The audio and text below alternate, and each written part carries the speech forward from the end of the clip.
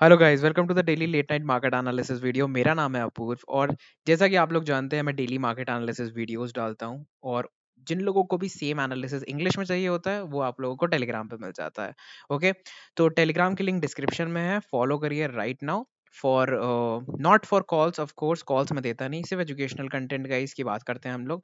तो as per हमारा जो शेड्यूल होता है कि मंडे से लेकर थर्सडे तक daily market analysis video, swing trades, penny stocks, intraday trades, mid cap, small cap, हर स्टॉक के बारे में बात करते हैं हम लोग, फ्यूचर ऑप्शन सब कुछ, index. But Fridays and Saturdays को हम लोग डिफरेंट रखते हैं थोड़ा। ठीक है, तो फ्राइडे को आज जो है हम लोगों का फ्राइडे नाइट लॉन्ग टर्म या मिड टर्म इन्वेस्टमेंट आइडियाज के बारे में हम बात करेंगे।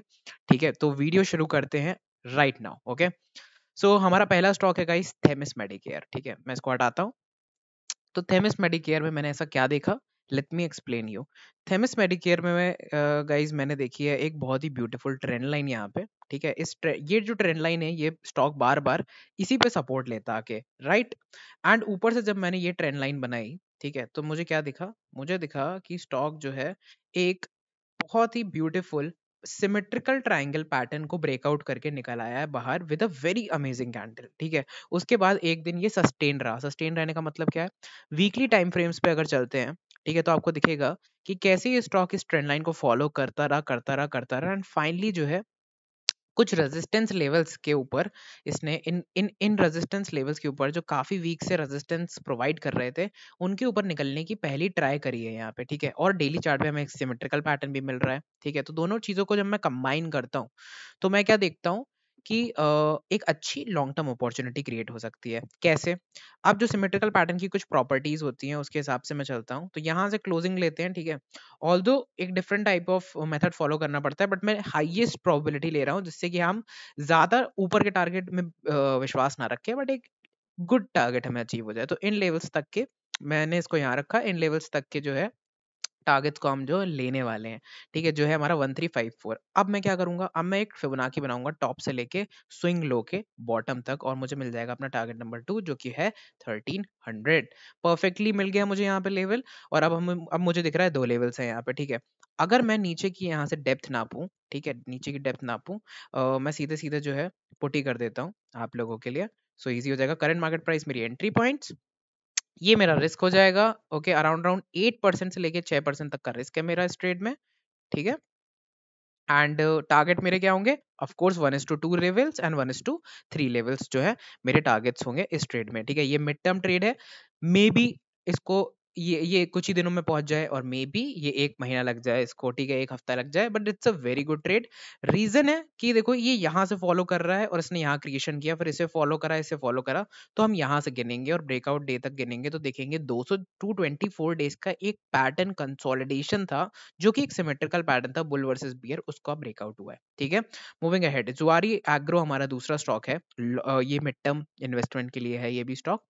डेफिनेटली ये ना कॉल्स है और ना मैं सेबी ऑथराइज्ड पर्सन हूँ, सो डेफिनेटली एक एनालिसिस, ठीक है, खुद का करना एंड एक फाइनेंशियल एडवाइजर से डेफिनेटली बात करके ही स्टॉक लेना if you have any issues regarding taking the stock. Okay, so यहाँ पे अगर देखा जाए गाइस तो एक बहुत बड़ा कप बना और एक हैंडल बना, और वी कैन से कि एक कप ब्रेकआउट हो चुका है। ठीक है, तो वीकली टाइम फ्रेम्स पे एक्सट्रीम बुलिशनेस है। कप वप की बातें ना करें हम लोग, तो सिंपली बोलते हैं कि एक हायर हाई हायर लो बना रहा था, तो मार्केट ने फिर से ट्रेंड में हायर हाई हायर लो बना दिया, हायर हाई जा रहा है ऊपर। देखो यहाँ हायर हाई ब्रेकआउट हुआ, देखो और ऊपर गया, तो हायर हाई अब ब्रेकआउट हुआ है तो और ऊपर जाएगा। तो let's take the first target. तो पहला रेजिस्टेंस जो है वो अपना टारगेट बन जाएगा। डेली टाइम फ्रेम पे चलते हैं तो आपको मैं कुछ प्राइस एक्शन बताता हूँ यहाँ पे। ये रेजिस्टेंस था, फिर ये एक बार और हिट हुआ और फिर एक बार और हिट हुआ, 3 बार इस ट्रेंड लाइन को हिट करा। नंबर 1, नंबर 2 और नंबर 3 हिट करने के बाद इसने एक ब्रेकआउट कैंडल दी। यहाँ पे ये सस्टेन हो गया स्टॉक वीकली टाइम फ्रेम्स पे। ठीक है, उसकी अभी बात करेंगे। और अगर आप लोग ध्यान से देखो तो एक और प्राइस एक्शन इसमें छुपा हुआ है, दैट इज कि ये नीचे भी अपना पैटर्न कंसोलिडेशन कर रहा था जिसका इसने ब्रेकआउट दिया। ठीक है, टारगेट हिट करा, रेजिस्टेंस का फॉल हुआ, अक्यूमुलेट हुआ, रीटेस्ट करा ट्रेंड लाइन पे एंड स्टॉक ने रीटेस्ट के बाद एक अच्छा मूवमेंट दिखाया। तो स्टॉक ब्रेकआउट जब देता है तो एक अपसाइड मूवमेंट उसमें आ जाता है, चाहे कोई भी कैंडल बनी हो, डजेंट मैटर। तो मे बी एक अपसाइड मूव आ जाए और हम लोग का टारगेट हिट हो जाए, बट स्टॉक में एक टेंडेंसी है कि वो रीटेस्ट भी कर सकता है, तो भाई वो रीटेस्ट करके भी एक अप मूव ला सकता है, इसीलिए ये स्टॉक एक मिड टर्म स्टॉक में आता है। ठीक है, एक मिड टर्म इन्वेस्टमेंट स्टॉक में की प्रायोरिटी पे इसको रखते हैं हम। वीकली टाइम फ्रेम्स पे चलते हैं और अगर यहाँ पे हम लोग देखेंगे तो अगर ट्रेंड लाइन बनाओगे यहाँ से, तो एक बहुत ही ब्यूटीफुल ट्रेंड लाइन का ब्रेकआउट यहाँ से भी हो गया है इस तरीके से। इस पैटर्न का ब्रेकआउट भी इसने दे दिया है, ठीक है, साथ साथ में, ठीक है।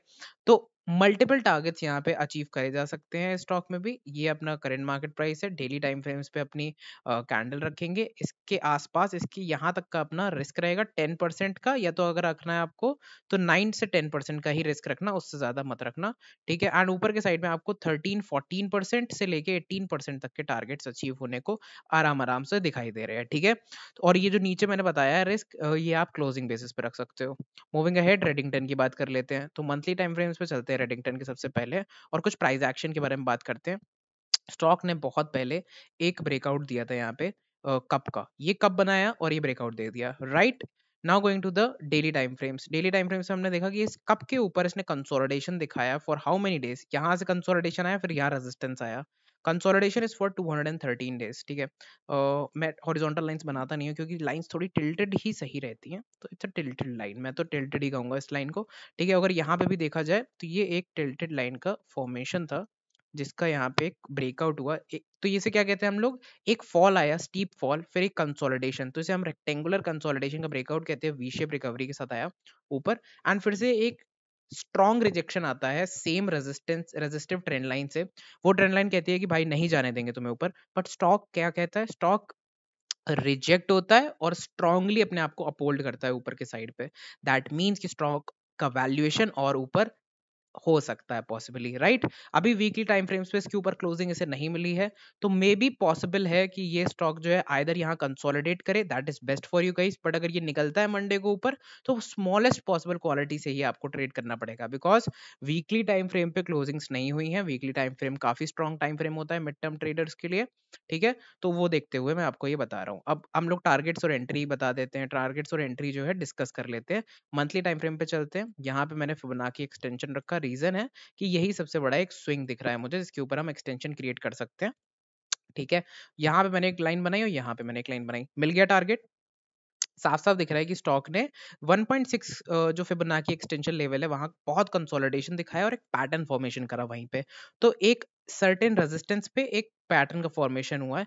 इसके ऊपर एक ब्रेकआउट का मतलब है कि वहां आप अपनी एंट्री इनिशिएट करेंगे, ठीक है, और उसी के नीचे यहाँ पे 8% तक के एसएल रखेंगे, ठीक है। टारगेट नंबर 1 होगा आपका 23% का, जो कि करंट मार्केट प्राइस से है, ठीक है। 23% अब रख सकते हो, या फिर आप 16% का अपना 1:2 रख सकते हो। 1:1 में मैं बिलीव नहीं रखता हूँ, ठीक है। करंट मार्केट सिचुएशन जो चल रही है गाइस, एटलीस्ट 1:2 ले, क्योंकि 1:1 में थोड़ी दिक्कत हो सकती है, क्रिएट हो सकती है, ठीक है। तो 212 and 226 are my targets for Eddington.